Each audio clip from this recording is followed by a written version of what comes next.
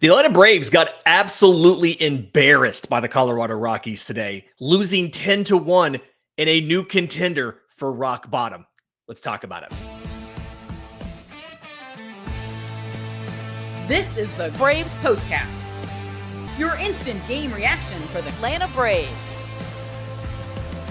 Part of the Locked On Podcast Network, your team every day. Yes, welcome on into the Braves Postcast, part of Locked On Sports Atlanta, where we cover your Atlanta sports teams each and every day. I'm your host, Lindsay Crosby, author of the Braves Today newsletter over at bravestoday.com. You can follow me on social media at Crosby Baseball. You can subscribe to Locked On Braves and Locked On Sports Atlanta on YouTube. Hit the notification bell so you know when we go live to talk about it. Jake Mastriani is at the game. He went to today's game, so I feel especially bad for him because he was there for a 10-1 loss by the Atlanta Braves. And there's a lot to get to, right? We're going to talk about the offense because there was, you won the series. This is the hard part. You won the series. We're going to talk about the offense and what they did. As well as kind of going forward, what things are going to look like, right? But we've got to talk about the pitching here because Grant Holmes takes the loss in this one. And while he was not perfect, obviously, he gave up a couple runs, solo shot, 3 runs, 2 earned, etc. He wasn't the reason Atlanta lost this game, okay? So, first run scores for Colorado off of 2 different Grant Holmes errors, right? It was like a swinging bunt.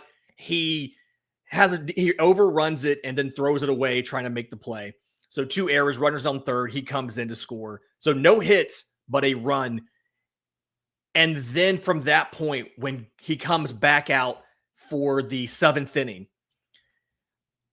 I want to know in the comments, those of you who are live on YouTube, and I'm surprised how many people are here already, I want to know what you think about Grant Holmes coming back for the 7th inning. Obviously, it wasn't the reason the Braves lost. But in my mind, when I look at this, is he had allowed 1 hit. He had struck out 14. And so they bring him back now that he's already gotten past the top 3 in the order. Ryan McMahon, who had struck out the previous 6 at-bats over the last 2 days, I think it was 6, maybe 7, hits a leadoff home run.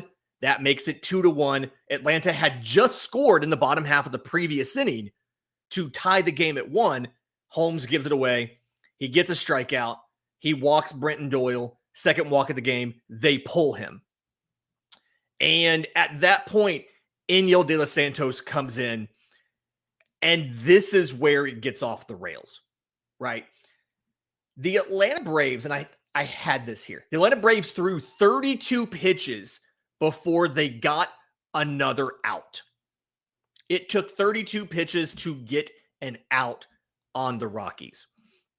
And I'm trying to figure out, should you have let Grant Holmes finish the inning?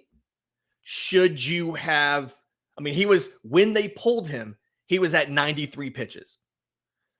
Should you have let him finish the inning, or should you have pulled him at the start of the inning when he was in mid-low 80s on pitch count to give Enyel De Los Santos a clean inning? I'm inclined to think maybe let Grant Holmes go a little bit more. He walked Brenton Doyle. Orlando Arcia was coming up. Feel like he'd handled Arcia pretty well in the game so far. They pulled him. Enyel De Los Santos, while I think he's been good this year, especially given the expectations we had for him, he was not in this one. He does not record an out. He walks 1. He allows 3 hits, 4 runs scored. They have to go to Aaron Bummer. Aaron Bummer does end up being charged with a single hit. But again, it was not. They went to Jose Ruiz, who allowed 2 hits, 3 runs. The whole thing was absolutely miserable here, right? This whole situation was miserable. Colorado scores 6 in the 7th, 3 more in the 8th. And those 3 runs are what scored off of Aaron Bummer's a 50-mile-an-hour triple right up the right field line. Felt like a lot of things went wrong for Atlanta late there. But here's the thing. This loss here The offense was not good. We're going to get to them in a minute. The offense was absolutely not good. But this loss, from a bullpen perspective, as much as we're mad at Brian Snitker for this isn't on Brian Snitker. This is on Alex Anthopoulos. This is on not having a better leverage reliever where you had to throw Iniel De Los Santos into the 7th inning of a tie game. They chose to DFA Scott Blewett after Scott Blewett blew it versus Arizona, an emotional move. They immediately traded him over to the Orioles. Since then, he's been good. He had one bad outing. He's pitched 6 1/3 innings, 4 hits, no walks. He pitched 2 2/3 today. This is just a situation where if you have better arms in the bullpen, this probably doesn't happen. And so, yes, we're all mad at Snit for going to De Los Santos in the 7th inning and then throwing in Jose Ruiz and then not just leaving him in when it was clear the game was over, not just leaving him in to eat the rest of the innings. We ended up having to go to another reliever, in this case, Aaron Bummer, and then later go into a position player to pitch. When, by the way, the Braves were 1 out away from, I think I saw it was the MLB record for strikeouts over consecutive 9-inning games. The pitching was terrible today, right? Grant Holmes was fine. He's not the problem. He's not the reason we lost. I do think he should be charged with more earned runs because, of course, it was his throwing error that allowed a run to score. So he should have been charged with more earned runs. But this is inexcusable, right? If Scott Blewett lost his job last week, was that just last week? When Scott Blewett lost his job for that blow up against Arizona, then you're at the point where somebody needs to lose a job today. Again, I don't think you were correct to DFA Scott Blewett after that start or after that relief outing. But if you're going to do it then, why aren't you going to do it now?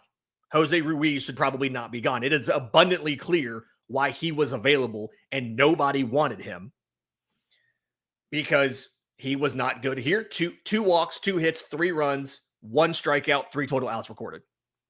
Jose Ruiz, that should be a roster spot that you can fill.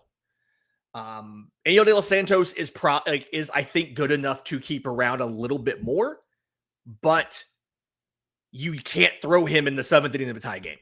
You've got to have better leverage options, right? A Pierce Johnson. Dylan Lee pitched 2 straight days. He was down today. But you got to do something there. In just a minute, I want to talk about the offense because the comments here on YouTube seem pretty close to evenly mixed, right? Their relief pitching was bad. The offense was also not very good. Let's talk about that. We'll do that next, right here on the Braves Postcast. Have you ever decided at the last minute to head to a ball game with friends and family? Maybe they surprisingly won the first 2 games and you're like, oh, they might have a chance to sweep today. You're like, I want to be in the stands for that. That's exactly where Game Time comes in. It's the easiest way to grab last minute tickets without the stress of buying tickets. You still have the stress of trying to win the sweep, but you don't have ticket buying stress because Game Time makes buying tickets fast and simple. Prices on the app drop the closer you get to first pitch. They've got last minute deals.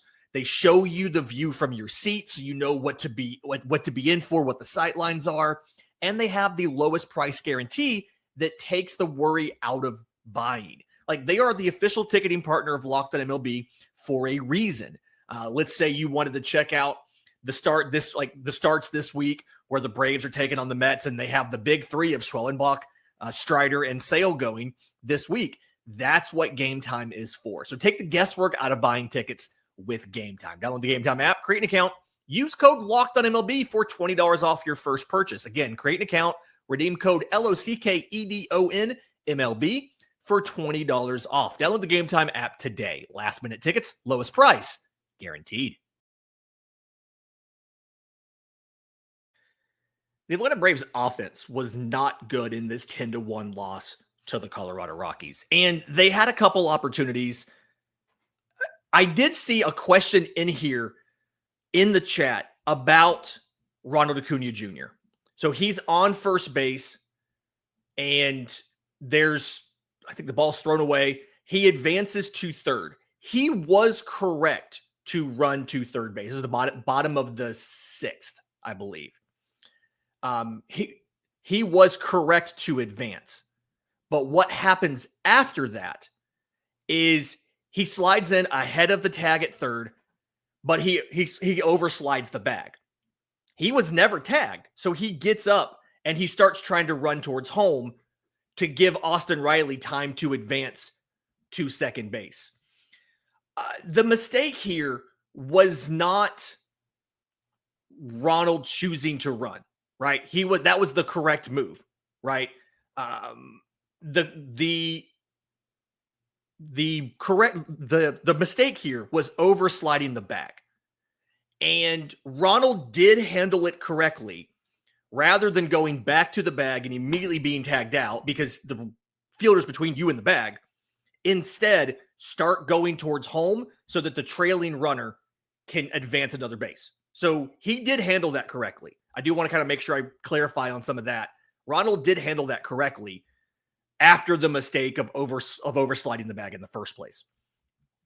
But as a whole, the Atlanta Braves got 6 hits, all singles, against the Colorado Rockies, a team that came in 13-57. And the issue I have here is the 3 starters the Braves faced this weekend had ERAs entering the game. I'm sorry, like last year's ERAs were 7, 685, and 475.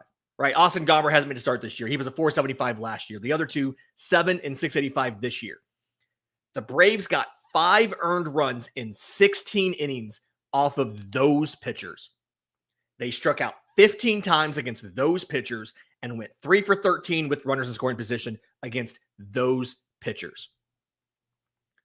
The Braves needed to sweep this series to have the momentum going into New York. You did all of the work to adjust your rotation so that you had Spencer Schwellenbach, you had Chris Sale, and you had Spencer Strider ready for the New York Mets.